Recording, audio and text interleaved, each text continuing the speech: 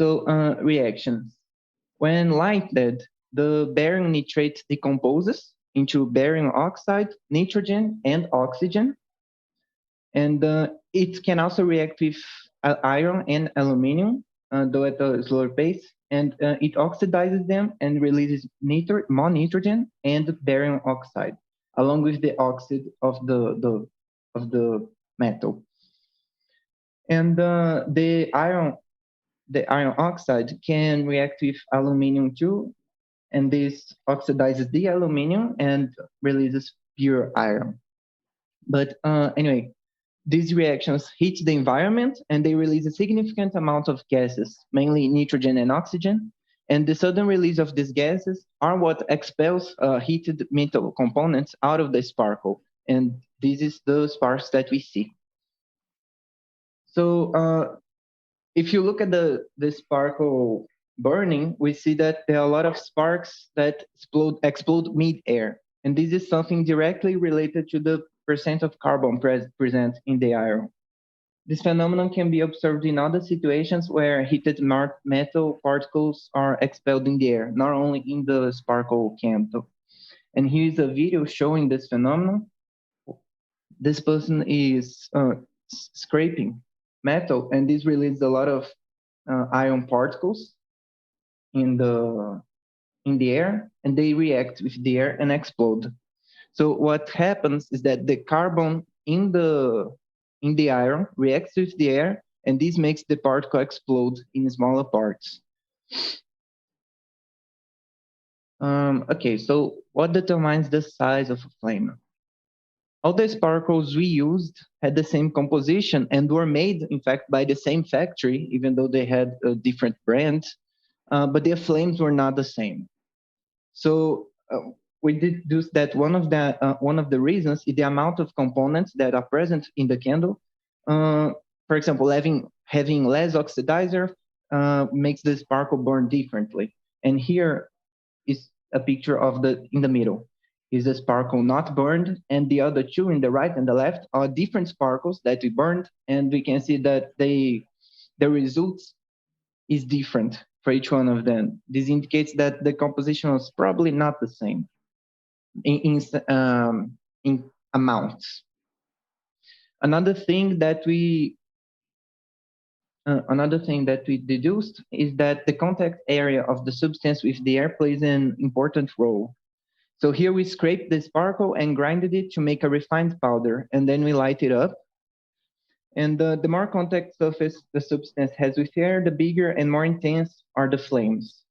And it's worth noticing that when the flame gets more intense and bigger in the video, we also have an increase in the number of particles shot and in the distance that these particles travel.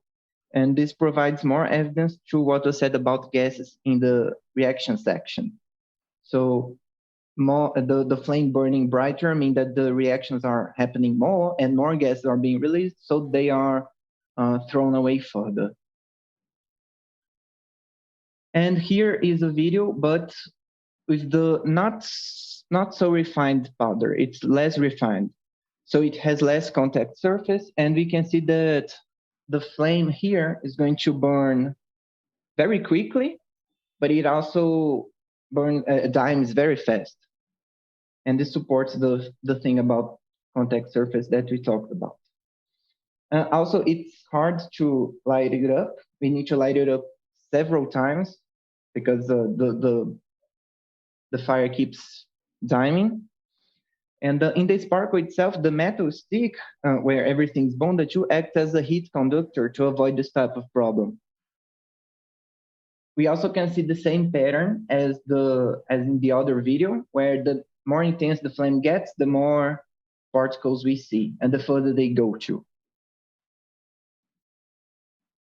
So, continuing, how far can the sparks go? To determine how far they can fly, we filmed the sparkle from above, so it would look like a dot.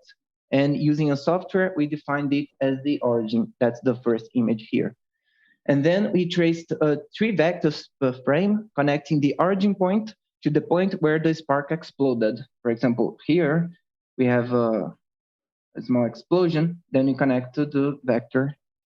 And then using the software, we got the magnitude of each one of the vectors.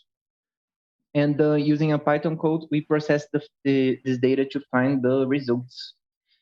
And these are the results according to the experiments that we made. The Sparkle 1 and Sparkle 2 that are repeated, they are from the same brand, but every single one of them are from the same industry. Here we have the mean distance that the sparks fly away from the sparkle in centimeters, and here's the further distance measured in each case, like how far was the furthest sparks that we measured. And down here we have the mean distance calculated using all data, and here the furthest distance measured in all data too, which is the Sparkle 1 here. So conclusions. The size of the flame depends on the substance utilized in the sparkle, on the amount of each substance, and of the contact surface between the sparkle and the air. And the sparks normally fly approximately 4 centimeters away from the stick, but they can go as far as 12 centimeters. And that's the end of the presentation. Thank you.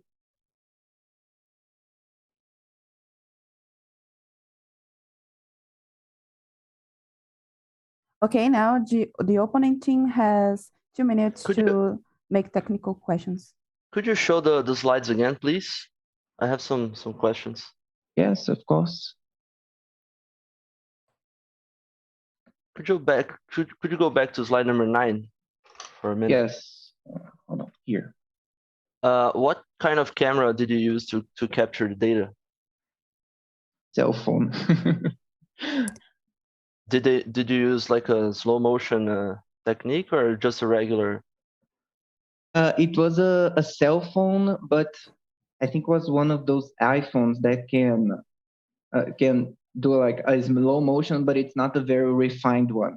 So what we had was like a lot of different frames, and in these frames we had these small explosions here, but they would vanish in the other one. So we only traced the vectors to the explosions. Here you can see that there are particles traveling midway, but we didn't count them. We only counted when they exploded, because that's where they vanish. Okay. Could you go back to slide number 7, please? Sure. Here. Did you measure like this contact area, or is only a qualitative? It's qualitative. Okay. Like what we did here was grind it in a very refined way, and then in the other one we didn't do so much. And the sparkles itself, they have a lot of imperfections in its surface, right? So some are more prominent, some are less prominent, and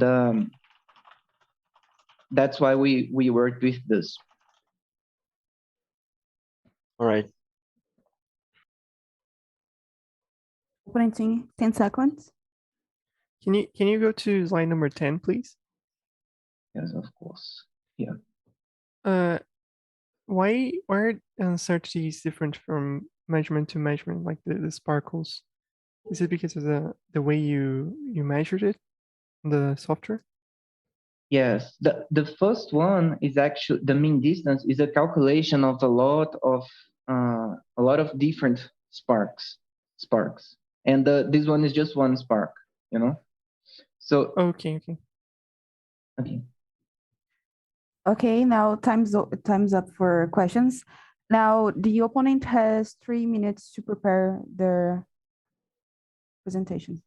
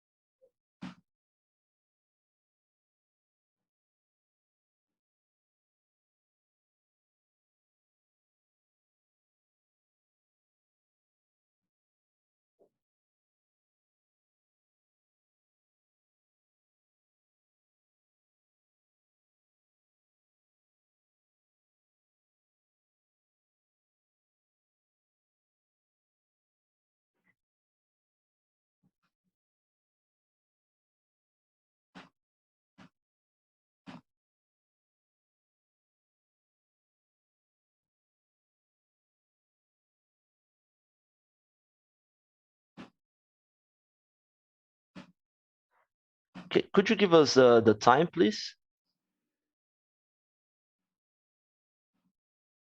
Yeah, Maria, you can share while they.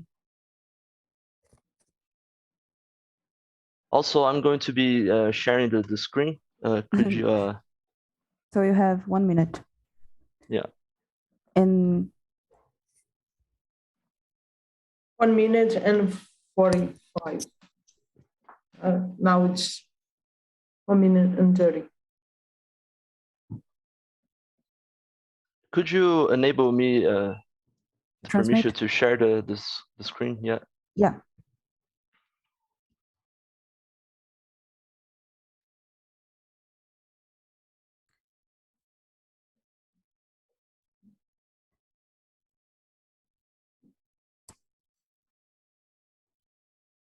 Now you can transmit. Ok. Ele começar, parece que a transmissão no YouTube travou. Yeah, Posso- we are talking about on the chat. We're trying to solve the problem with the transmission. Ah, ok.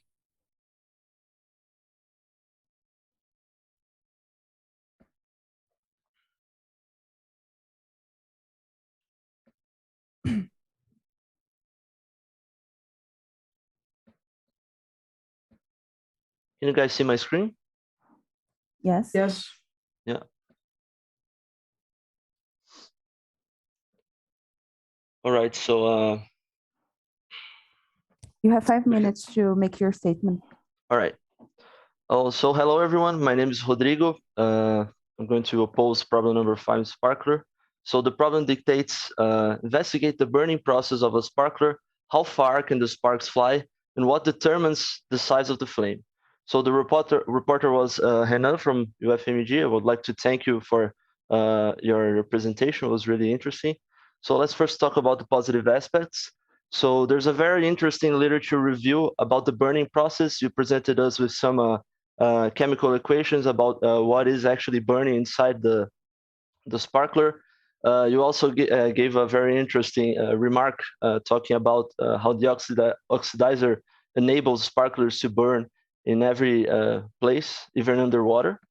You did explain us what forms the sparks that we see. It's a very visually appealing presentation with very beautiful videos, and it was really beautiful to see. And an interesting remark you showed us is that there's a surface area relation with the size of the flame, right? You showed us that with a bigger surface area, you have an increase in the flame.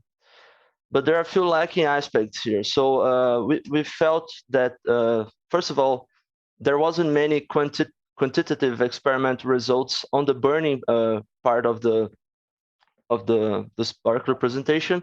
You only showed us some quantitative results on the how far the sparks fly. So we didn't get to see, as an example, how hot the flame is, and you didn't show us a bit about the dynamics of the spark. So is the movement uniform in all directions? Do you get like a preferential direction where the sparks fly? We thought a bit of, that was lacking a bit as well. And mostly, you didn't give us the details of your experiment. So there was no details on the camera, on the how actually you analyzed in tracker. It was only a simple a print screen, right? And we felt there was no control on the parameters. So why does the different sparklers show different results, right? What do the sparklers have in difference between each other to give different results? So that was a bit lacking in our opinion.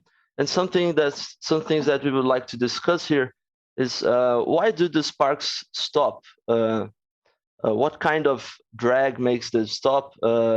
Because we know that they don't go out forever, right? So the actual direction and the distance they travel, you didn't give us a discussion about that. Why do they only have a limited distance to travel? and that was also a lacking aspect of the presentation. There wasn't any theory involved in the presentation, right? What would happen if we change the parameters of the air around the sparkler? So if we change the air temperature, or we change the viscosity, maybe put a different air instead of nitrogen, or change the pressure, what would happen to the sparks? Would it go even further? Would the flame of would the size of the flame change? And finally, there's a relation. You mentioned this. There's a relation with the amount of sparklers that that go out when you increase the surface area, right? But why is that? Is it because there's a larger surface area? Is it because there's an increase in the flame temperature, or maybe some other factor? Do you think that maybe we could put another oxidizer in and increase the temperature of the flames, and resulting in a greater distance for the sparks to travel? So I would like to open up to discussion so we can talk about this. Now both teams have 5 minutes to debate. Yeah, so first of all, why do the sparks stop, Hannah? Thank you, Rodrigo. And we counted the spark as stopping in the moment that it explodes. So in the moment that it explodes, it becomes very, very small and very hard to track.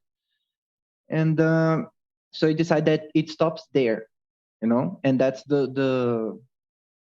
that's how far the sparks go. Because after that, we can't really see it. So that's the last indicator of the spark. Okay. And So it gradually changes. Yeah. Sorry, what? So it gradually changes and it explodes, and then it just fades away. It's not actually stopping. It's more like it is released. It is released. It's a shoot from the sparkle, and then it explodes. Yeah. You know, that's it. It goes burning, and then it finally explodes, and that's it. You know. Okay. Yeah. So just to answer the temperature thing, we actually didn't look at that. You know. Yeah.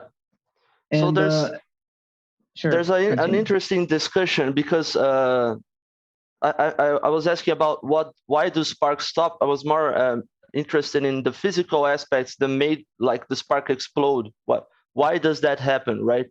Do you have an opinion on that? Because in our group we were thinking about like a drag, like proportional to the velocity of the spark, or what kind of drag, like different like dry friction or Stokes drag. And we were thinking on changing maybe the viscosity of the air to change this drag and see how the spark would travel differently.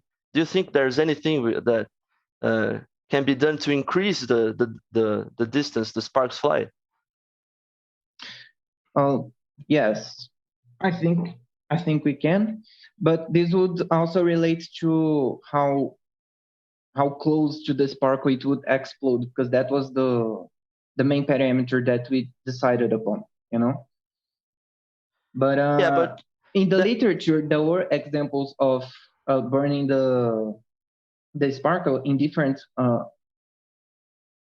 like in different fluids, you know, for example, in water, like we said, but also in helium and pure nitrogen.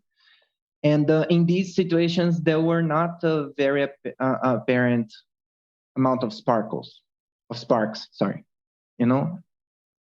Yeah, the amount of sparks decreased then, okay. Yes, decreased. And this is probably related to the fact that the spark burns because of the oxygen, right? And the carbon in the iron. So you can't really track it if you can't see it. Yeah. I would like to give a suggestion to you, because if you use a slow motion camera, even on the cell phone, you can see that after it explodes, it's not actually stopping. It just duplicates and they decrease in size, right? And there's this explosion. So it would be interesting to capture the distance they travel, not only after they explode, but when they actually stop, because the flames eventually stop. They do stop. And you gave us also that that relation between the surface area and the amount of sparkles. Do you have any quantitative results? Like, is it linearly increasing, or did you only test two different amounts of surface area? We actually had other tests, but we do not have a quantitative data, you know.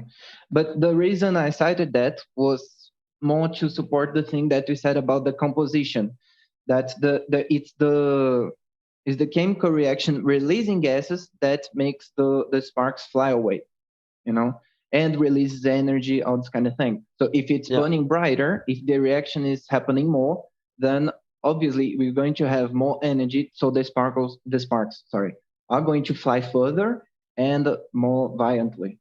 Right? Yeah. So that was basically where I was trying to point the discussion towards to, you know? So they do go further away when the surface area increases. Not only the amount of sparkles that increase, the distance also increases.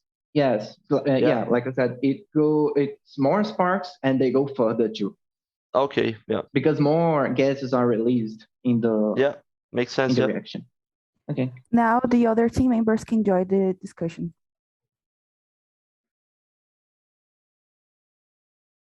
I would like to know how gravity influences the dynamics, if you have any kind of data in that. So like we can see whenever you see a footage of the sparkles, we see that it goes all directions. So what are the main, do you know, what are the main factors that influence the dynamics of a sparkle? I'm sorry, I didn't understand the question. So whenever we look at a footage of the sparkles going through the its process, right? We see it goes every direction. It's like it's coming out of a sphere. It doesn't go just doesn't shoot straight, you know, towards like the horizontal. Oh, sure. And you're saying that we considered only like a two-dimensional thing, right? No, I mean, like, do you know how it influences the dynamics? Like, the sparkle that goes 45 degrees is the one that's going the furthest, something like that. No, we didn't. We don't know that, but we presume that it was I think it's 45 degrees that also goes furthest always, but it's going to depend on other things too, right? And like the strength that the particle is shoot off the sparkle, you know, because sparks also have different different distance, right, that they go. So there's not something constant.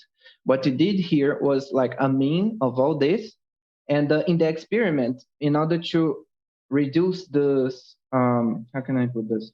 To reduce the 3D thing and to really try to find a more consistent result, we filmed from above. So we kind of got only the bidimensional, let's put it this way, we only got the bidimensional part of the way they travel. So we count the sparkle as a point, and we only calculate how far they go, you know, but only in 2 dimensions, not in 3 dimensions. Okay. Yeah. And then you generalize that. Doesn't the floor influence in this 2-dimensional measurement, because we were burning the sparkle really close to the floor? Does the sparkles bounce off, or I don't know, maybe it's redirected in another direction?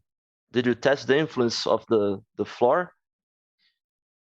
Well, no, mainly because the burning that we did, the ones that we showed, we always got the initial results. We didn't look at it when it was burning very low, you know.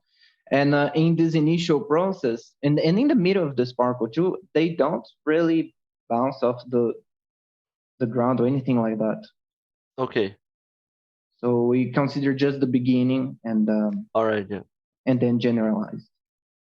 Does it stay the same as the sparkle goes down, the distance, or is there difference in the I don't know, the heat of the flame depending on the height of the sparkler? In the beginning, there are less sparks and they go less further. Let's put it this way. In the beginning, they're not so strong, but right after that, they start being really strong. And this is something that we didn't really explore, but it's something that I noticed when doing the tracking thing, you know? Do you believe it's due to an increase on the flame size, or is not related? Probably. I think yes. And it may have to do with the thing that you said, that the heat transfer is going to be done by the metal stick, you know? So it probably has something related to that. And the temperature probably increases too. But I don't know how that would work because it's not what we focused on. Okay.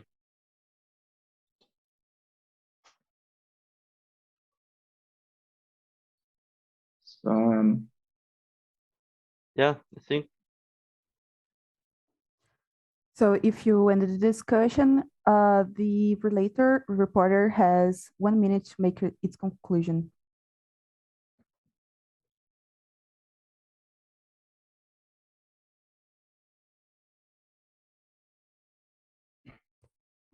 Reporter?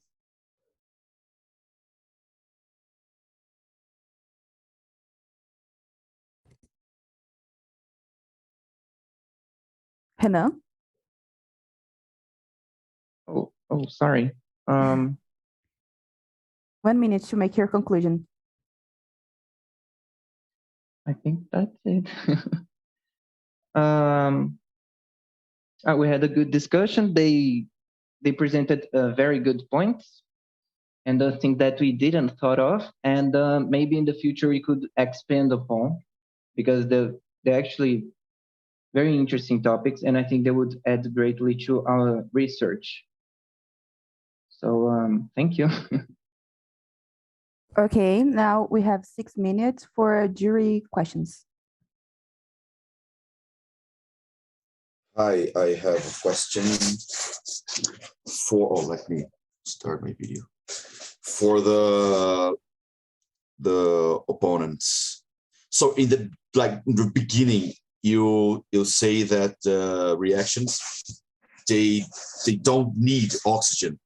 I think you meant like atmospheric oxygen, but then in the discussion session, you were talking about the sparkles and the need of atmospheric oxygen because you compared with experiments with helium and nitrogen atmosphere. So comment on that, please.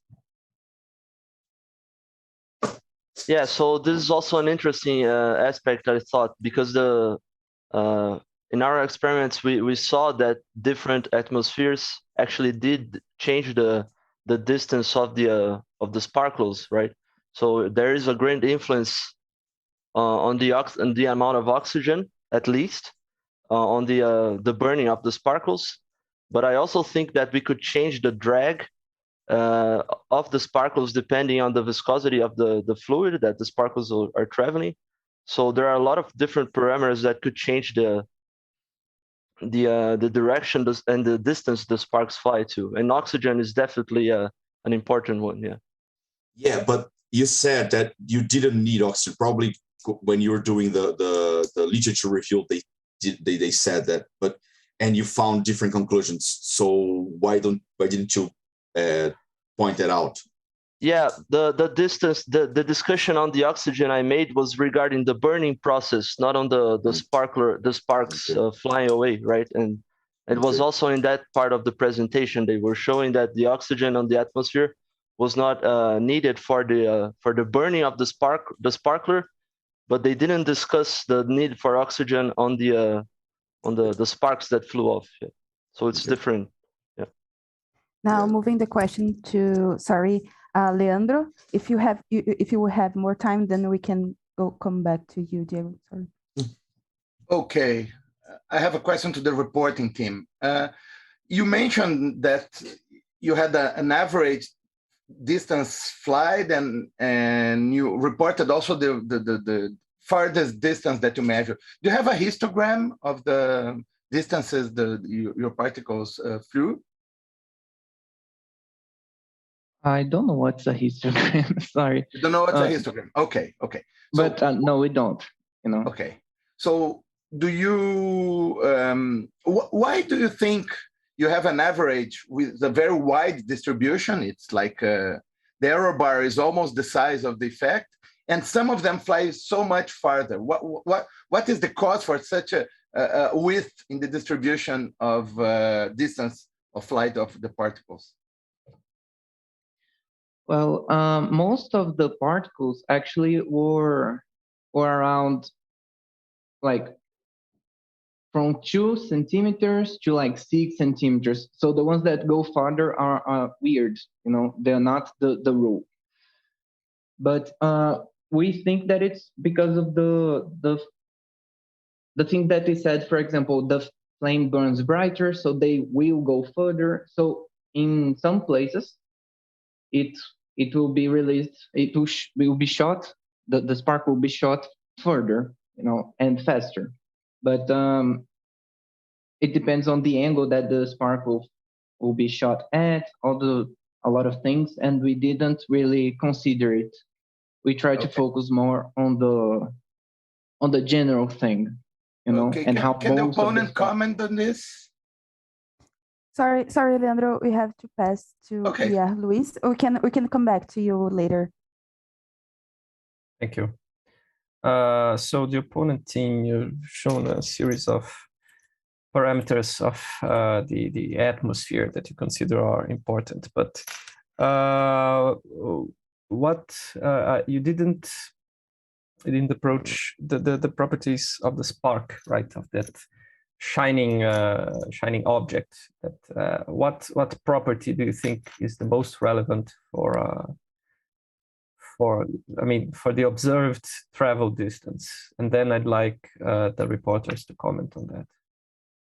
Yeah, right. I believe that the distance the spark travel is determined by the average energy of the sparkle, right? So you have the kinetic energy and also that combustion energy that of the sparkler burning in the air, right?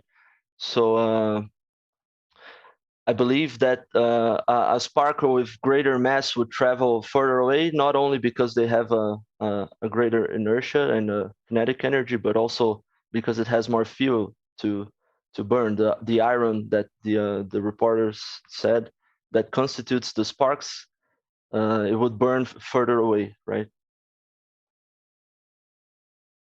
The reporter, please.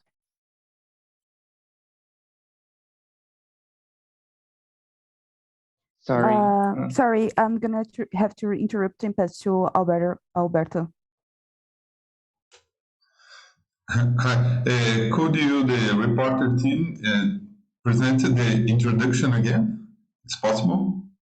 Yes, it is. Let me share the screen here very fast. Sorry. This one? Yes. Yes. Yeah, this is the introduction. Oh, you want me to tell it again? Alberto, we can hear you. It's enough. Thank you. No more question from my side. Okay, so we're passing to Edward real quick. I'm gonna have some lend some more time to Edward to make the questions if he wants to. No problem, no problem. So you don't have questions, Edward? No have questions now. Okay, so we are finishing this step. Now, the jury has 1 minute to decide on the scores for each team, opponent and relator. Reporter.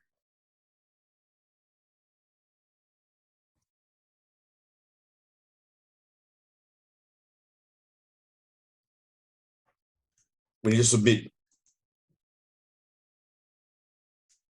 We need to submit the form in this 1 minute gap, right? Yeah, you can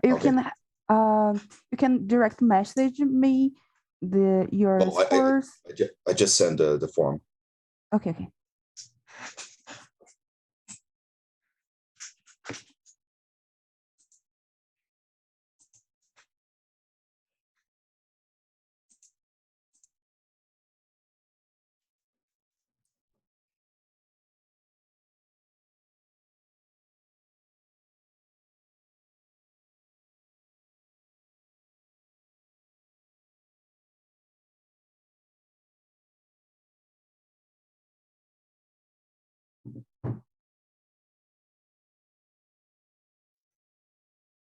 Can I send the forms already? Yeah. Okay.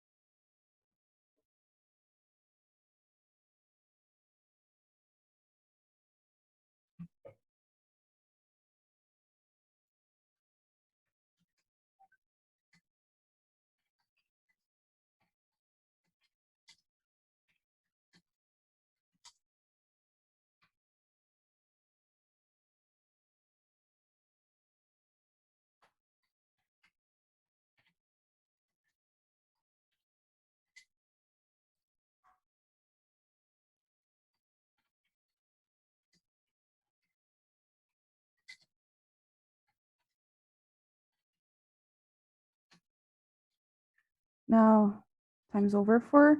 I'm just going to prepare the scores here to present to you guys. Please give me 1 minute.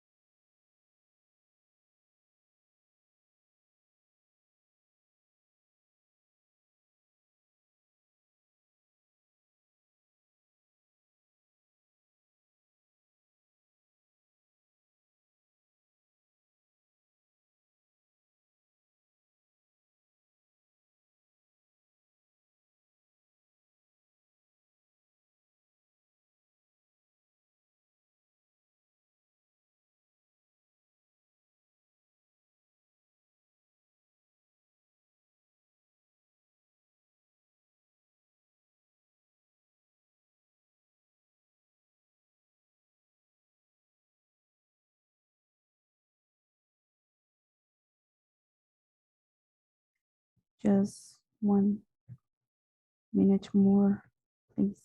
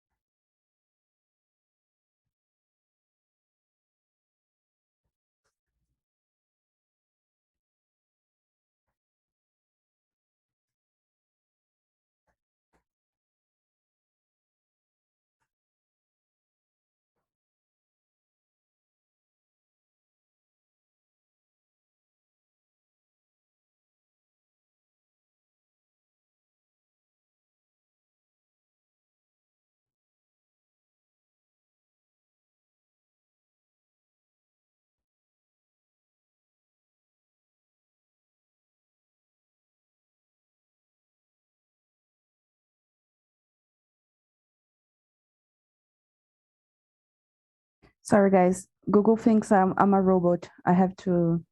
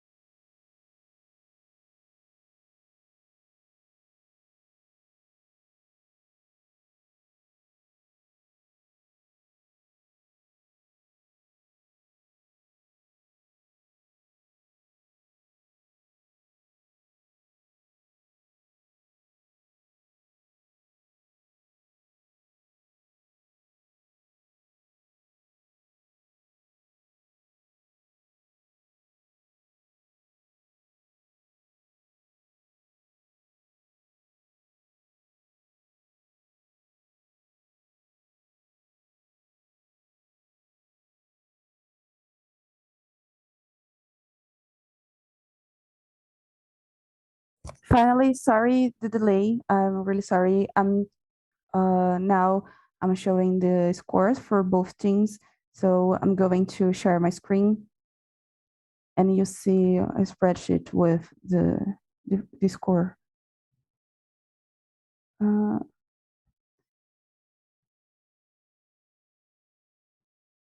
So this is a score. So Alberto, it was UFMG as a reporter, 10 in UFBC, 10 as well. Pierre, 4 for both teams. Diogo, 7 for UFMG and 8 for UFBC. Edward Ferraz, 8 for UFMG and 7 for UFBC. And Leandro, 5 to UFMG and 7 to UFBC. I'm sending this table to you guys after this, and stopping share. So now the jury has 4 minutes to make some comments on the both presentations. Can I go first since I gave the lower course, scores? Yeah. So it was, I mean, technically you answered the question, right? That was proposed. But I thought the reporting team lacked a bit, I mean, could have been more rigorous, right? Like defining properly what you mean about the flame. Is it and the size of the flame and how you measure it? It was really, it was super qualitative in a series of aspects, okay? And I think the opponents, and it's a typical problem when you invest a lot of time in doing the experiment yourself. You talked a lot about your solution to the problem, but it was more about discussing their solution to the problem, right? And I was really disappointed that none of the teams talked about the heat capacity of the sparks, right? Because you know, flying sparks are more or less the textbook example we give when you're teaching thermodynamics, and you say, look, the heat capacity is an important quantity because the sparks, you have sparks flying when someone's working on a workshop, and they fall on you, and you don't get burned, or even they disappear in midair. It's because they're no longer incandescent, right? So, and I missed that part, right? Which is, there's a bit of chemistry in this experiment, right? The chemical reactions, but I missed the black body radiation, incandescence, thermal capacity, you know, more the physics of these tiny flying objects. But really, I agree with the opponents. It was a very visually striking presentation. It was nice. Thanks. Okay, the second lower score is Leandro's. So Leandro, do you have any comments? Yeah, of course. Yeah, it's more or less in the direction of Pierre-Louis mentioned. I think the team, the reporter, did not really advance in the knowledge. The only quantitative measurement they made was the average distance, and I think they didn't really realize how stochastic is this process, and the lack of reproducibility of the sparks getting out because of local conditions of the small particles in the dough. And the opponent did a better opponent. At least they identified important parameters, but also they focused too much on one aspect of the problem and insisted only on that. That's why I gave those grades. But it was a nice session. Okay, now Edward, do you have any comments? Congratulations to both opponents report, but my note is about the more physics. My work is about more physics, but I think that the timing, the short time is that problem. I think, but the problem is resolved in other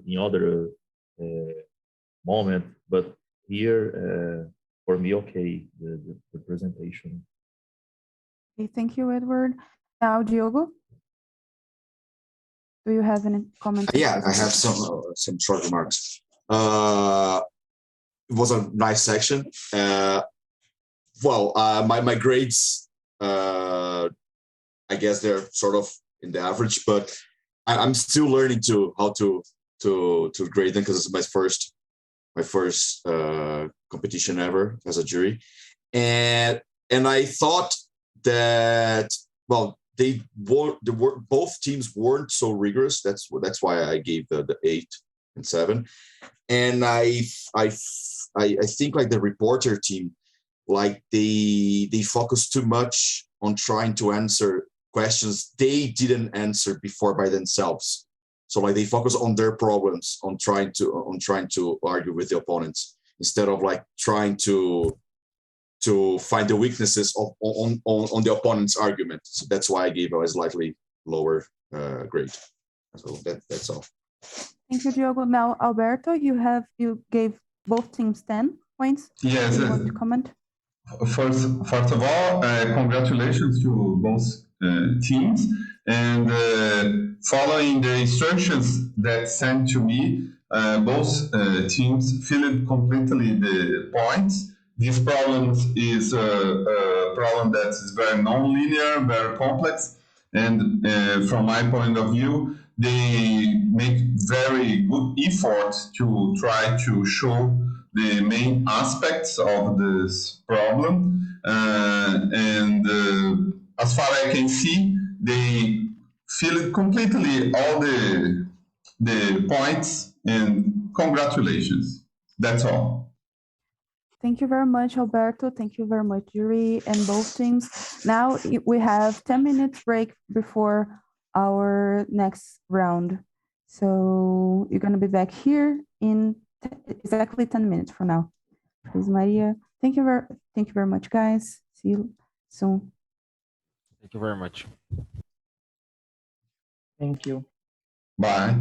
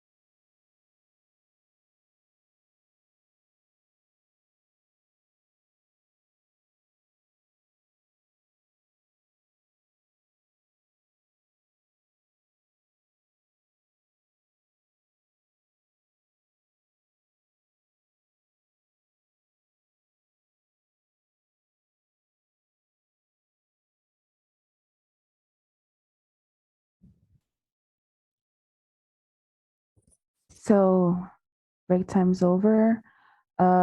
Is everyone's teams here? Everyone's team members? All jury?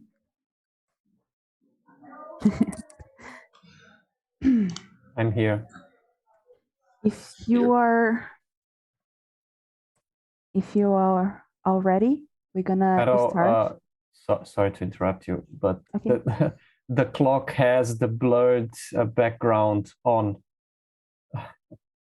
And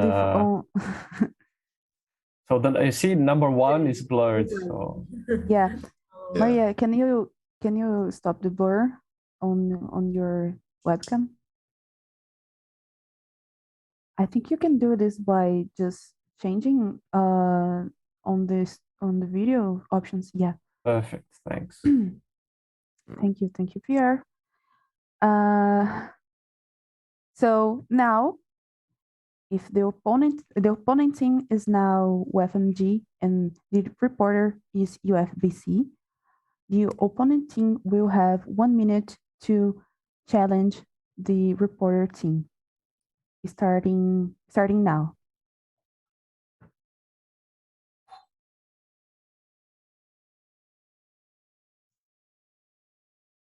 So opponent team, UFMG.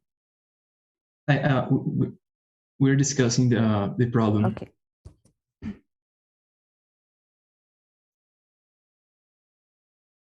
If you can open your camera so we can see that you are on with us.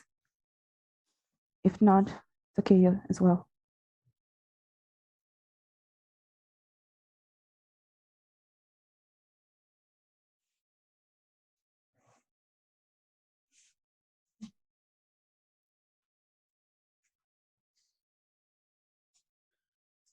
Remember, you have just 10 seconds now.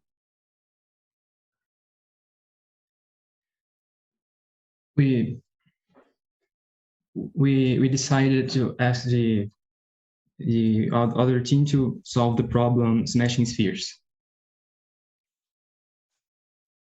Reporter team will accept the problem. Tactical reject. Okay.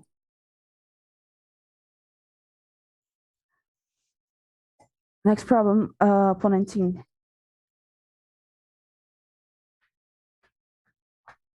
So the next problem we are challenging is the problem chaotic magnetic pendulum. Tactical accept. Okay. So now the reporter team has 5 minutes to prepare.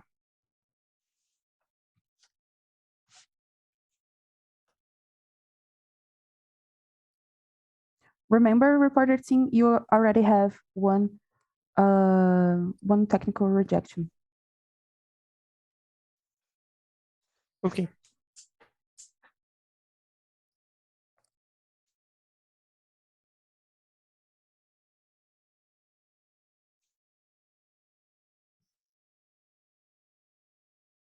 Do I already have permission to share the screen?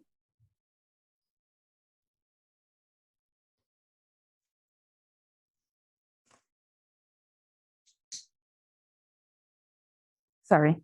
Yes. Okay. Now you can share.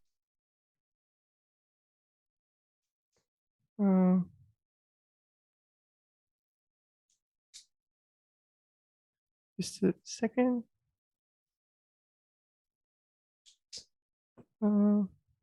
Okay. Everyone hear me? Yes. Yes. Okay.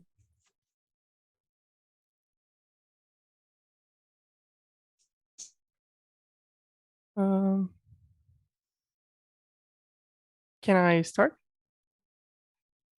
Yes, you have 10 minutes for your presentation. Okay. Hello, everyone. My name is Lucas, and I'm going to report problem number 13, the chaotic magnetic pendulum. The problem states, oh, sorry, just problem states that we have a pendulum consisting of a string and a magnetic bob on its end, and it's free to rotate around this plane full of permanent magnets. Whenever we think about chaos, usually the first thing that comes into mind in everyday language is something messy that's out of our control, and we cannot make guesses or predictions about it. But there's a very nice chaos theory that is a field in mathematics that is said to be easy to spot but hard to define, a chaotic system. And there's no accepted universal mathematical definition of chaos, but there are main characteristics that define a chaotic system. It's a complex behavior that emerges from simple rules. It's highly sensitive to initial conditions, and it's not random. There's a very nice sentence from Edward Lawrence, the father of chaos theory, that exemplifies these 3 points. Chaos, when the present determines the future, but the approximate present does not approximately determine the future. The first example in history of a chaotic system that was studied is this Lorentz attractor, and it emerges this very complex behavior from these 3 simple equations. There's other nice examples of chaotic systems too. Von Karman vortex is one of them. This is when a fluid goes through a cylinder and creates these nice patterns, and the logistics map up to a point, it becomes chaotic. The chaotic pendulum has been around for a long time. We have instances of it in a Toys in Space booklet from NASA in 1994. They already knew the system was chaotic, and it was very interesting. And even nowadays, we have this very nice system, very nice toy to sell. It's sparked a lot of interest in theoretical research, and we have a lot of papers in literature that study its theoretical behavior and make simulations about it. But there's not much about this particular problem in experimental literature. So that's what we wanted to tackle. We begin with a simple problem to model our system, which is the spherical pendulum. This is a pendulum that is constrained to a spherical shell. So we then add magnets to the system, and what it does qualitatively is that it adds these potential wells to the system. So it allows for different trajectories, and this is where the chaotic motion emerges. Sorry. So I'll explore a little bit about our setup, what we did to gather the data. We made a 2 degrees of freedom gimbal consisting of an outer gimbal, an inner gimbal, and a sensor. So we have here schematics about it.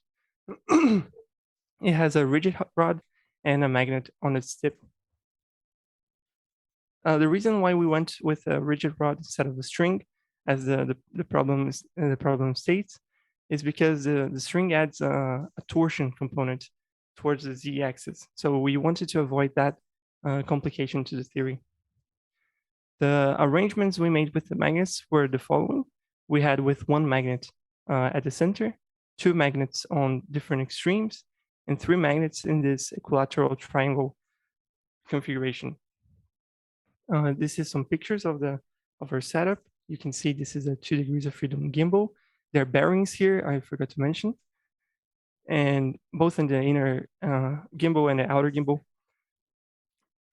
Here we have the sensor, and this is the rigid rod we had.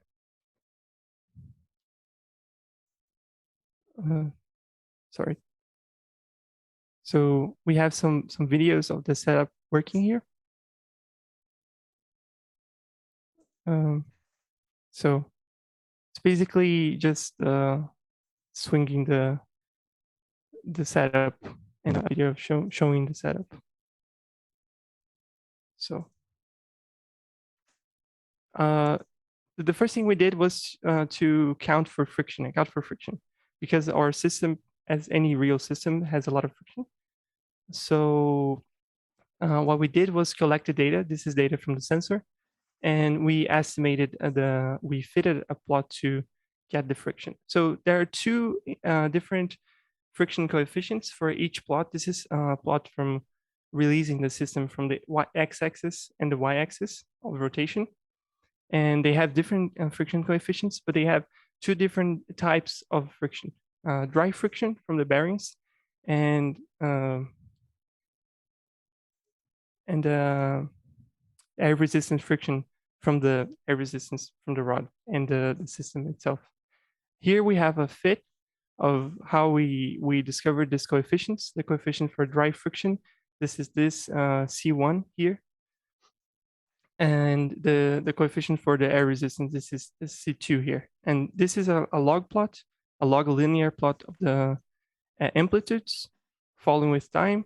And this is the data, this is a fitted curve. You can see this is a very good model for the friction, air resistance plus dry friction.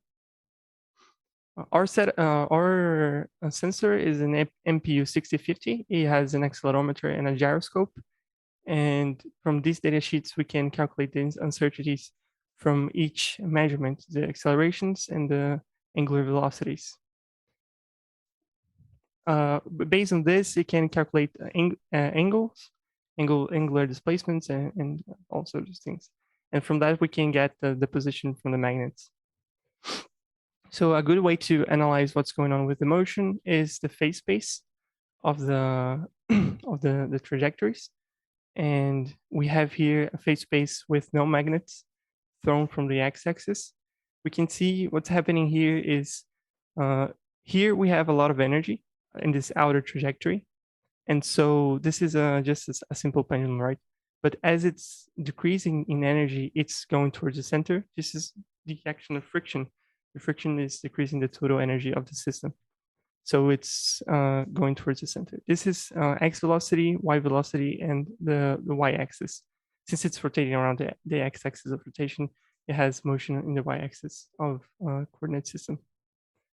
So this is what happens with one magnet. It's very close, but a little bit different. As we have loads of energy, it's simple motion. That's the important role of friction, because if we had no friction, it would be just a simple pendulum. But friction decreases its energy until it can feel the potential from the magnet. And then here you can see it goes a lot faster towards the center. The one magnet is in the center. Here we have with two magnets, you can see that the path is very different.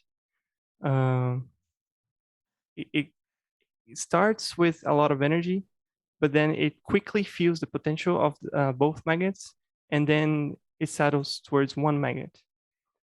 And with three magnets is a lot more interesting.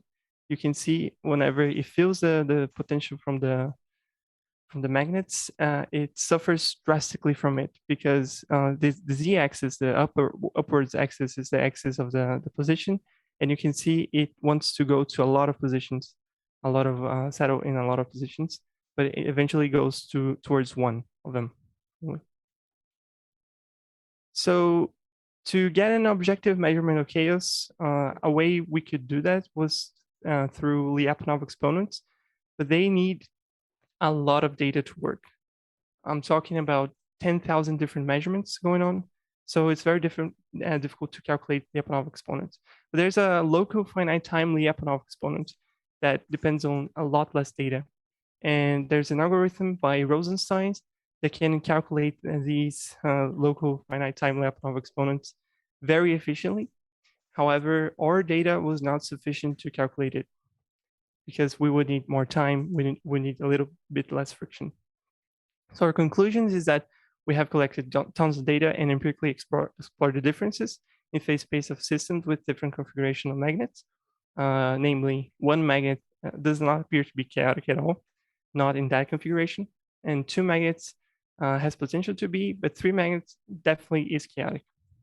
And in order to have data well suited to calculate the local time finite Lyapunov exponent and conclude objectively whether each configuration is chaotic, we would need tons more data and enhance our setup.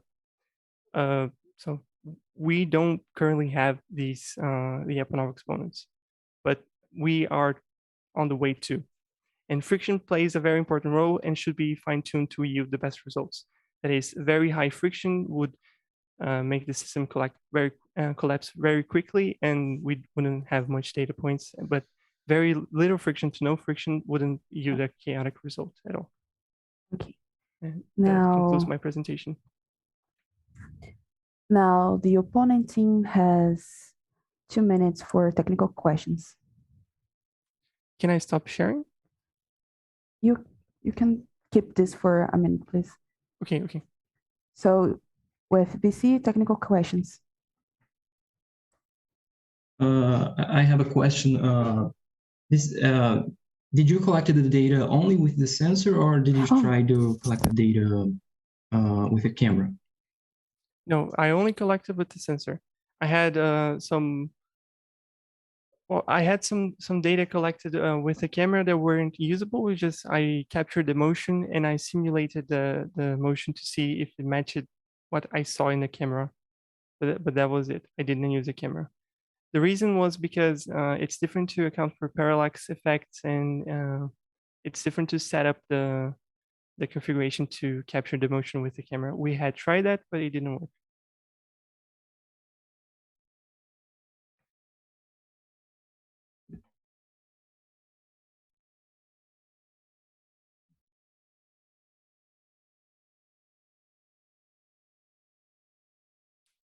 Is anyone there?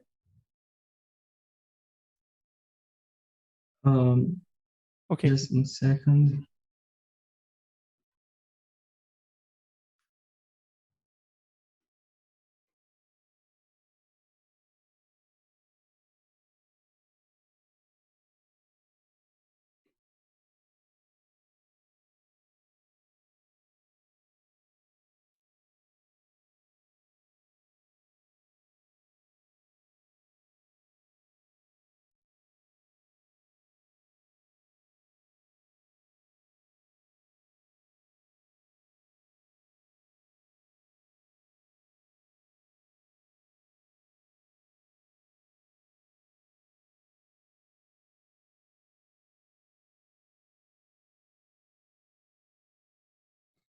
Okay, now the opponent team has 3 minutes to prepare their presentation.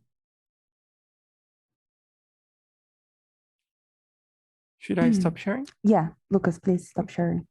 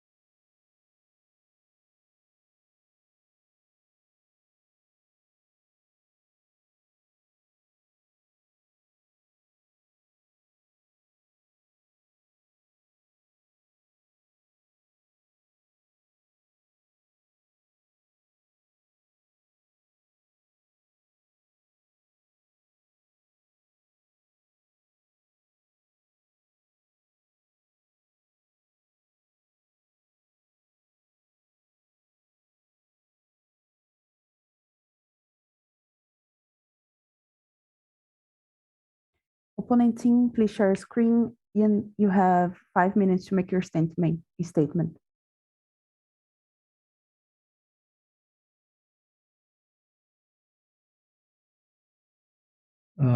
Okay, just 1 second. I'm trying to share the screen. Okay.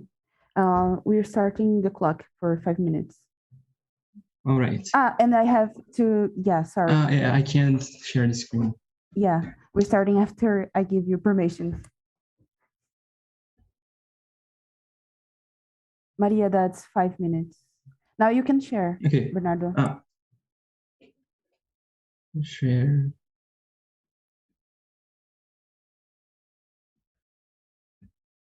Okay, can you see my screen? Yes. Okay, so this is the, my name is Bernardo. I'm the captain team from the team UFMG, and we are commenting on the chaotic magnetic pendulum problem number 13 presented by Lucas from UFABC.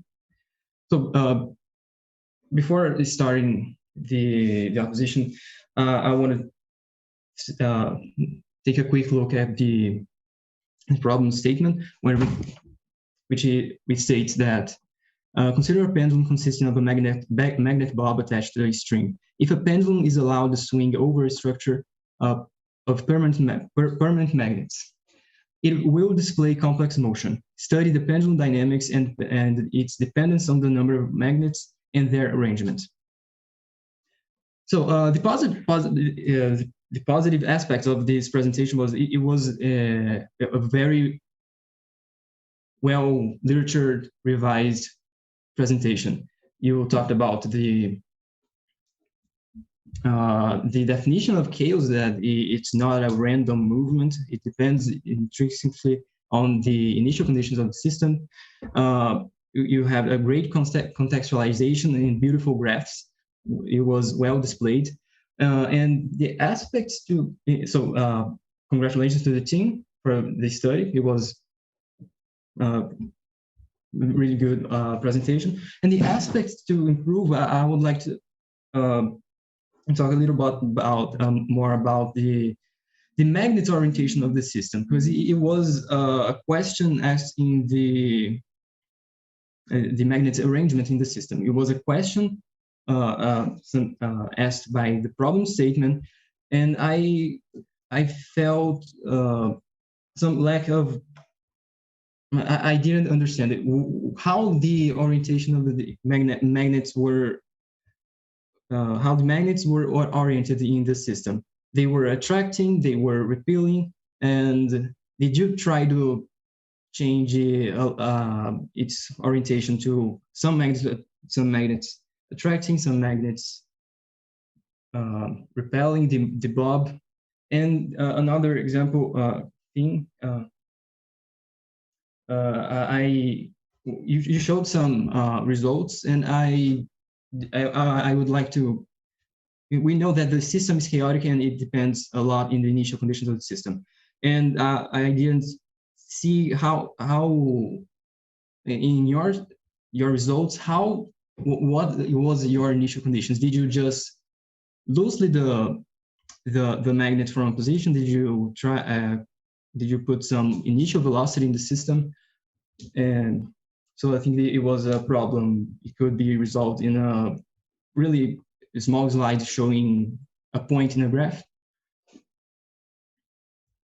And points that we like to discuss is, does the rod dimensions and vibrations have an important impact in the results? Because you said the problem wanted us to use a string, so, and you used a rod. So if this is something that would interfere in the results.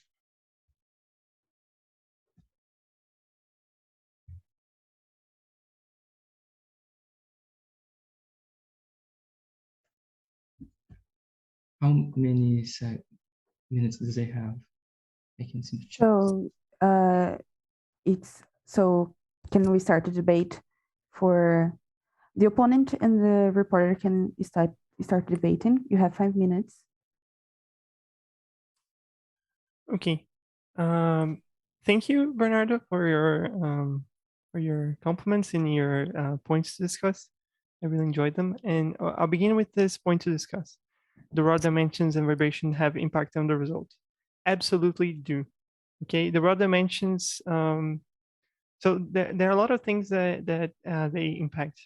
First thing is the momentum that it adds to the system, because it's a massive. Let me share my video. Because it's a massive rod, it adds a lot of inertia to the system, so it's a little less impacted by the magnets. That's definitely a point to improve in our system, to get a rod that's lighter, and it adds a lot of air friction as well, air resistance, because of its dimensions. I think that the thing that adds the most air resistance, I haven't tested, but I think, is the gimbal, because it has a very large surface area, but it impacts on the friction. And the vibration have an impact, greater impact on the plotting the graph. So what we can do to account for the vibration of the rod is to pass a filter through it. So the rod vibrating is going to have a component. It's going to be a superposition between the wave we're getting from the movement and the vibration from the rod. We have not accounted for it directly, objectively, but I believe if we apply a filter to the data, we should have the right behavior, the behavior without this vibration. But it does have some impact. Can you go to the previous slide, please? So magnetic was not discussed. Yes, I forgot to put that in the presentation, but it was all attractive. All magnets were attractive. I did not test with repelling magnets, because that would increase a lot the number of variables we had, because there's a lot of permutations we can use with the magnets, like at each position. And our system is non-symmetric, right? The friction on the x-axis is not the same as the y-axis, so it varies a lot, the initial conditions we propose. So usually we had four measurements for each configuration. We would drop it from the x-axis, straight from the x-axis of rotation, then from the y-axis of rotation, then from 45 degrees, and then from the circular path. Yes, one slide would suffice to show the results, and I have not mentioned them, but they have a little bit different aspects from the ones I showed. They just follow a different trajectory through the phase space, but they basically show the same overall structure as the ones I have showed. So I chose to show only one graph from each, and the one that would benefit more from less friction in the opposing direction. For instance, if I use for one magnet, two magnets, and three magnets from the y-axis, it quickly goes to the x-axis of rotation, and well, I just chose the one that looked better. It was not inherently different, but that was the one that looked more appealing. Any more questions?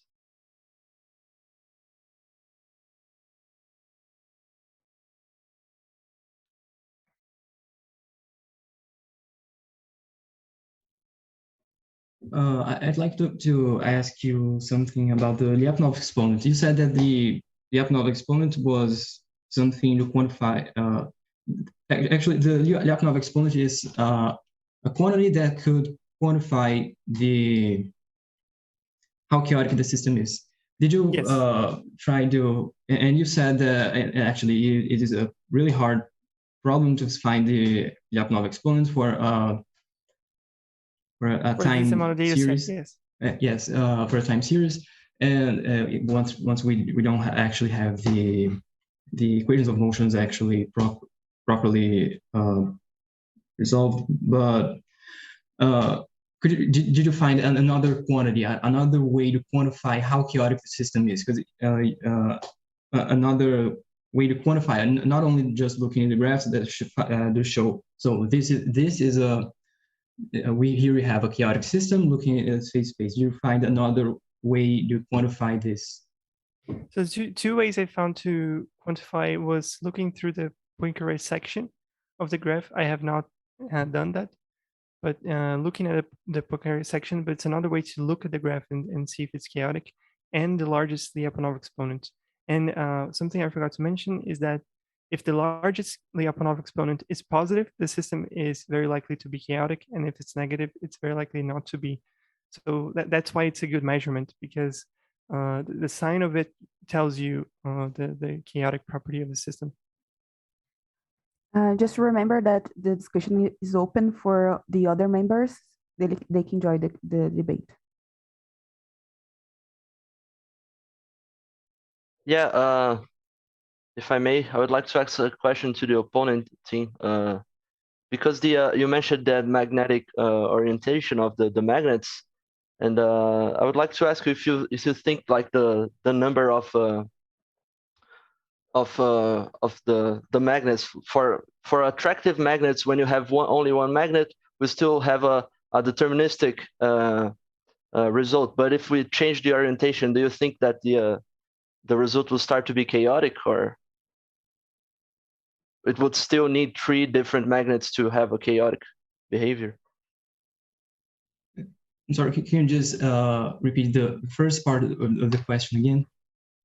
Yeah, it's regarding it's one magnet attracting or repelling? I didn't hear. Yeah, we in the presentation we show that for one magnet attracting, we have a deterministic result, right? We can it's not chaotic.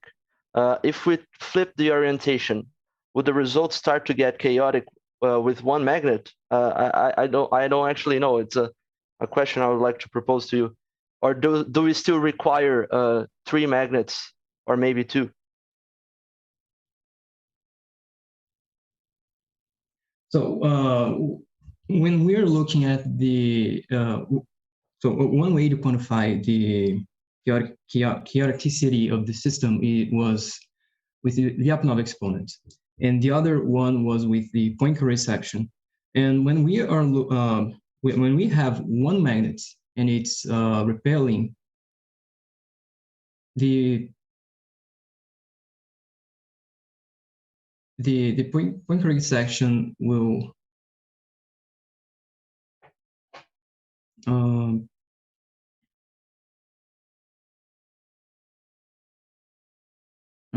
I'm sorry, I don't have the answer for this question.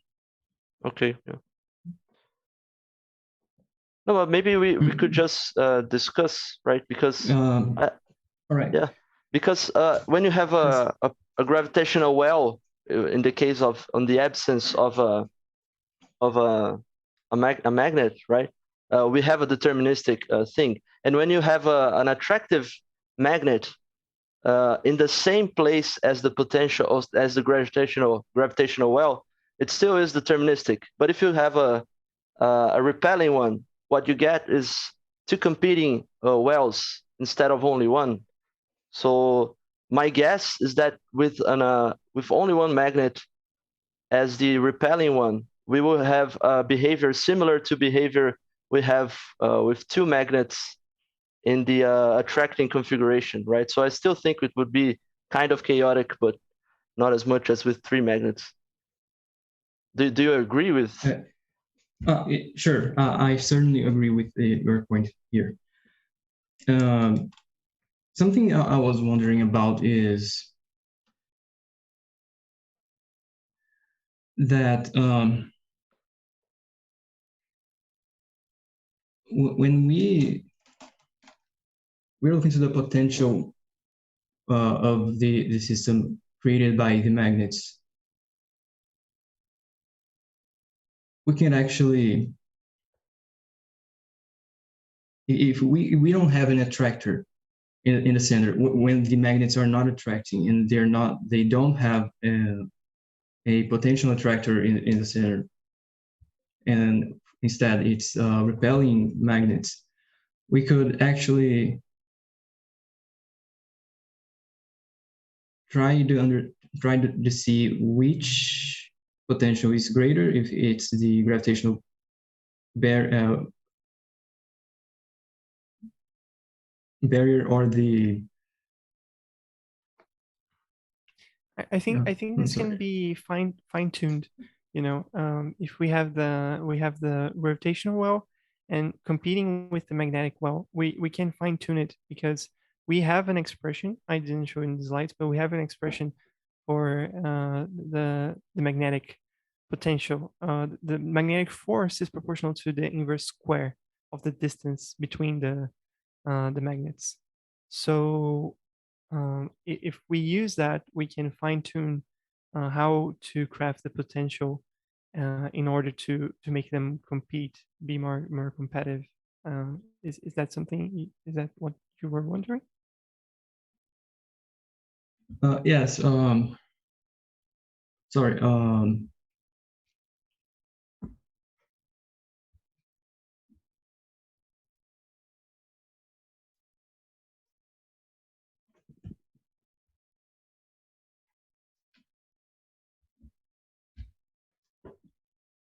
Yeah, I'm sorry. I don't have any more. Time's up.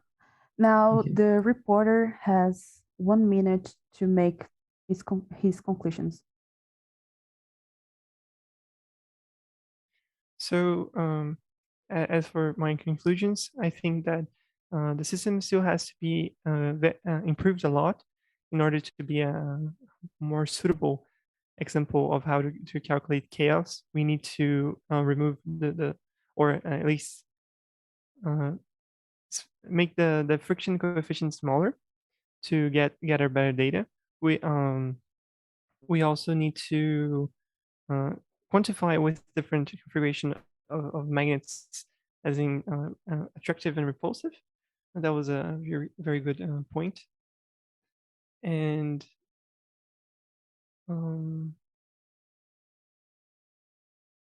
after enhancing the setup, we could run more data and compare them better with better results, and also get a lighter rod to reduce inertia. And I think that's it. Okay, thank you. Now we have 6 minutes for jury questions. Let's start with Alberto this time. Hello, I hope that you are hearing me. I like to give a question for Lucas, the presenter. And Lucas, I want that you discuss the following claim. In your system, there is an important conceptual flaw in your system, because without measuring anything, I can tell you that the Lyapunov exponent of your system is always zero for 2 or 3 hours after you start your bouncing the pendulum. How do you answer this? How do you reboot this claim? So the paper I looked into from the Rosenstein's algorithm uses a method that, so firstly, if we were to calculate the Lyapunov exponent correctly, yes, we would need a lot of data. And we would need very close initial conditions, different data from very close initial conditions. And this is not something we have, and that's not something that's very easily to do. That's why it's not present in the literature. But this finite time local largest Lyapunov exponent that Rosenstein algorithm calculates uses a method that in the paper they use 5,000 data points, and what they do is they add a lag to the trajectory. So you have the initial trajectory, you make an interpolation of the data, and then you add a lag to the data. And then you run these two systems very closely together, and this kind of simulates the initial different initial conditions. Sorry, And based on Lucas, that, I'm gonna have to interrupt and pass the question to Pierre. Sorry, Okay. Alberto. Yeah. Thank you. Yeah, keeping on that. Actually, I have two questions for the presenters. One is, what you talked about friction, but your gimbal, which is a very clever solution, also changes a lot the mechanics of your device, right? It's not really the pendulum we're used to, because now we have more moments of inertia. Have you tried to lower that or something? That's one question. And the second question is, can you show me in your very nice phase space graphs that the system is actually chaotic for 3 magnets? Okay, so the change in dynamics, that's a little bit complicated. What I did to consider for the inertia that a different axis. Well, I guess I didn't actually tackle that problem. The farthest I went was to consider the inertia tensor instead of the inertia, the simple inertia coefficient for the system. I didn't actually use those data too, so I don't think that's very relevant. But also, sorry, can you repeat the second part, the second question? I just want very quickly, if you could show me one of your graphs and say, look, it's chaotic because this is happening, or comparing 2 of your graphs.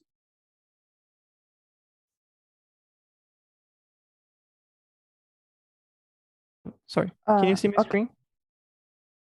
Yeah, just quick. Tuk, tuk, tuk. Yeah, maybe this third one is the best. Yeah. Okay, so in the z direction we have the coordinate, the actual coordinate where it lands. So the z coordinate says where the system actually landed. And okay, sorry, I have to interrupt you because we're running out of time. But so this is, just to be clear, this is one realization of the experiment seen from. These are three different realizations. All right. Okay, thanks. Okay, I don't think we have time. Thanks. Thank you, Pierre. I'm passing to Leandro. Yeah, I have a very quick question for both teams. Chaos is normally associated to nonlinearity, and where does nonlinearity come? I didn't hear the word nonlinear, neither in the presentation nor in the opposition. So I'd like to hear from you, where is nonlinearity in this system? Okay, the system is already nonlinear at the beginning. No, it's not. The nonlinearity comes from the interaction with the magnets. That's where the nonlinearity comes from. Because we're going to have a force that's dependent on the inverse of the fourth power of the distance between the magnet from the bob and the magnets on the tabletop. So that's where the nonlinearity is introduced. What about the opposing team? I agree with Lucas, and we can always also say that this system is in autonomous system. We can see the chaotic movement in a non-autonomous pendulum, but this pendulum is autonomous, and the non-linearity is introduced with the magnets, the interaction with the magnets. Thank you. Now I'm passing the word. I'm sorry, Leandro, I didn't hear you. Okay, so I'm passing the word to Diogo. You can ask the questions if you want. Oh no, I'm good with the questions posed by the other jury members. Okay, Edward, do you want to ask any questions? No questions. I'll talk in the end. Okay, so now the jury has 1 minute to. Oh, sorry. 1 minute to decide the scores, and please send the form. And this time I'll be quicker.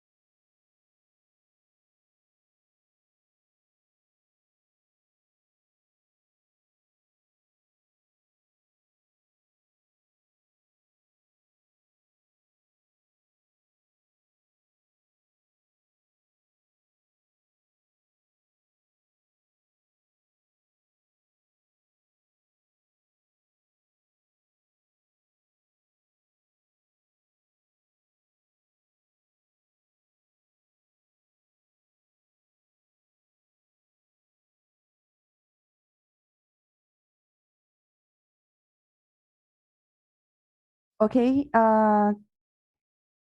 Did you send the forms, Jury? Okay, okay. I'm receiving them.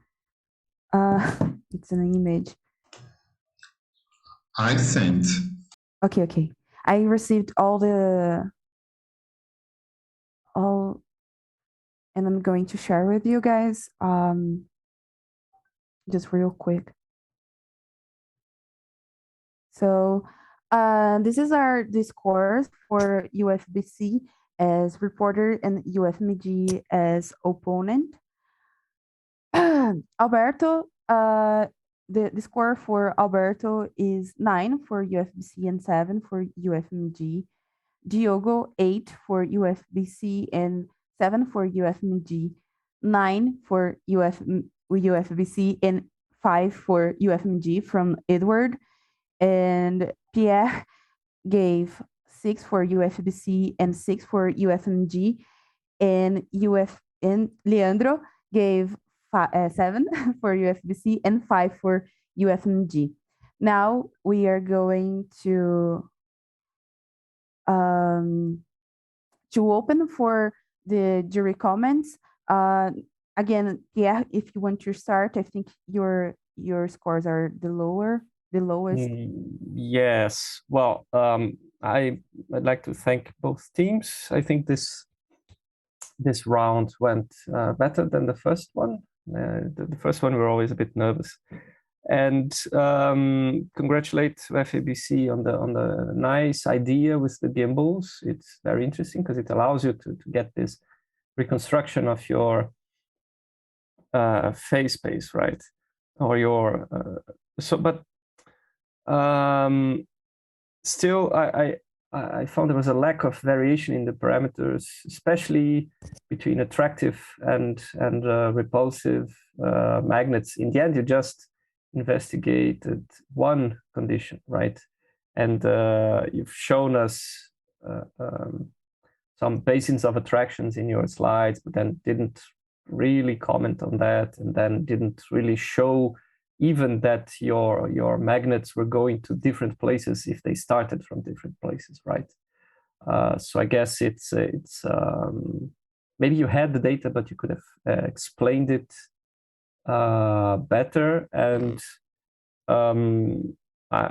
lack of variation. I mean, it was a critical problem for me. And also from UFMG, I found interesting questions, but the opposition was a bit lacking. You know, you could have been a bit more incisive. Being incisive doesn't mean to be impolite, but you can pursue, you know, the points you consider weaknesses to tell the reporter how it could improve. Okay, but in a sense, we are improving from the first presentation. Thanks. Thank you, Pierre. Now the other lowest scores are from Leandro, I think. So Leandro, do you want to comment? Yeah, just a quick comment. The presentation showed a very nice experimental setup, but it didn't really take care about chaos itself. I mean, the problem was about chaos, not about the experimental setup. The experimental setup was to help to understand, and they didn't advance very much. And the opposing team didn't find the right points to advance the discussion. So it was kind of stalled discussion during in the second part. So that's why I give these grades. But it was a very nice fight. Okay. Next, Edward, you gave 5 to the opponent. So do you want to comment? Yes, congratulations to both teams again. But the report team presented the physical arguments very well. The level of discussion so far is very good now, better than the round one.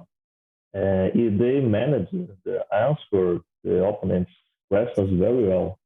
So congratulations the both, but the report team is very, very nice now. Thank you, Edward. Now, Diogo, do you want to comment your scores for both teams? Yeah, just a quick comment. So in the beginning, I found like the people from UFMG, like they really started really well with like a very impressive setup, a very impressive like literature review. But then they sort of lacked the translation from all this theory and assembly to the real interesting parameters on solving the variations of parameters to solve the problem or to expose better the problem. And I think I gave a better score to the UFABC people because they actually, in a way, they pointed out in their rebuttal the major points, and overall the discussion I agree with Pierre. It was a little higher than the physics wise in the compared to the first one, so that's why I gave these notes. Okay, Diogo, thank you. Now, Alberto, do you want to comment your scores for both teams? Yes. First of all, who presented the experiment was UFABC, not UFMG. And by the way, I give 7 points based on the criteria of the this game here, because the UFMG have problems with timing and they were very insecure to answer when they discussed the things.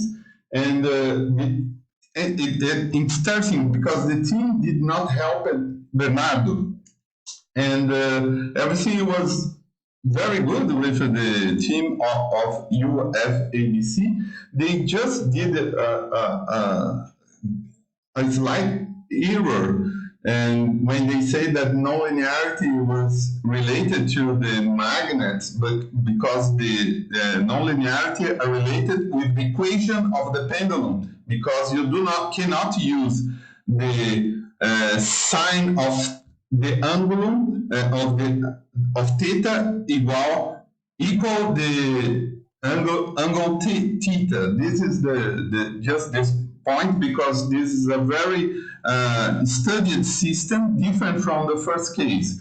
That is the justification of my my grades. Okay.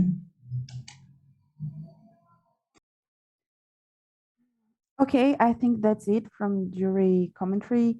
I want to thank you very much all for being here, for your presentation, the opponent team, the reporter. I think we are done in this room and off to the lunch break. Thank you, Maria and Tito, for your assistance. And if anyone wants to make the last comment, because the fight's over, please feel free to do it. Can I just say something? Yes. I want to thank everyone, the UFMG team for the fight and the jury. This is my first fight, and I'm very happy to be here in the BPT fight, representing my university in this problem. And that's it. I'm very excited. I thank you, jury, so much for the points you pointed out. That it's really lacking in my presentation, and I aim to make a much better presentation in the future. We took a long time to make the experimental setup. That's why the experimental setup had such a highlight in the presentation, because this is something we're really proud of. And but now it's the data collection part. Improving. Can you turn on the camera while you speak, so we can see you? Sure. Yes. Yeah, actually, congrats. If it's your first fight, you're very calm. Thank you. It's very, very, very collected. I was not. Yeah, but it's how it shows, right? It's good. Thank you. Yeah, no, I was super impressed by your setup. I still have questions, because I mean, it looks to me like it's a very asymmetric pendulum, because the gimbal, yes, if it has different moments of inertia in the two, if the two rings are not exactly the same, yes, it will go in one axis differently from the other. So I mean, this is, of course, I mean, you could And model I'm this happy guy to and, discuss this if you want to. If Yeah, you want to maybe- contact me, I'm very happy to discuss it because I really want to improve our model, our system, and sure. was kind of improvise the. It's a super nice idea, and also, I mean, I know it's hard, this Lyapunov exponent and doing the calculations and everything, but you could have tried to come up with a way of showing us, you know, this is chaotic because I released it from the same spot or within our margin of uncertainty 5 times, and this is the statistics of where it ended up, or something like this. I don't know. Yes, definitely. But should have done it. Cool. Yeah. But super cool. Thanks. Yeah, Thank I'm not sharing anymore. You can debate as you want. The room is open for you to debate as and make commentary if you want, Leandro. Yeah, but in such a large group, it's good that someone says you speak. So because I spoke, I will speak now, and I raised my hand. I'll keep going. I would like to both teams point out what Alberto mentioned, and that was hidden in my question. Non-linearity is not because the equation depends on r to the -3 or things like that. It's because the equations describing the movement are non-linear in the sense that they combine different variables. So you cannot solve exactly the differential equations involved, and that's where non-linearity comes from. And then it results in aperiodic orbits that you didn't really show to us. You kind of, Pierre asked it. So it would be very nice if both teams would dive more into the physics of chaos, which I confess that I am an amateur, but Alberto is a professional in this area. So this problem is a good opportunity to better understand a very important area of physics that many physicists swipe under the rug, which is nonlinear phenomena. If I can suggest, if you want to study really chaotic system, you should force this pendulum, not just a pendulum without external forcing. Okay. Because this is not a chaotic system. It's not? Your system is not a chaotic system. It's a pseudo chaotic system. But it's in comparing with the equations. But your experiment is very nice. Congratulations. Thank you. It's really interesting. Definitely something to explore. Thank you. And bye. Bye. So the room will be open until 2 hours when it's starting our next fight. You can stay here if you want. We are finishing the recording now, Tito. If you want to finish, I want to apologize. Some problems with the organization. This is my first time too. I'm really nervous as well. But you can stay here and debate as you want. I'm being here. I'm staying as well. So feel free to join us. And if you want to leave as well, you can. We are joining this room after lunch. Thank you, everyone.